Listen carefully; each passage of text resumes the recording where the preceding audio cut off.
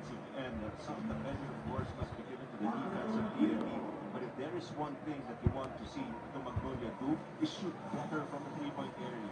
They were just 1 out of 20 for 5%, and that only lost by 2 points. So just imagine kung gaano kadali manalo ba dito sa Magnolia if they start shooting consistently from beyond the three-point area.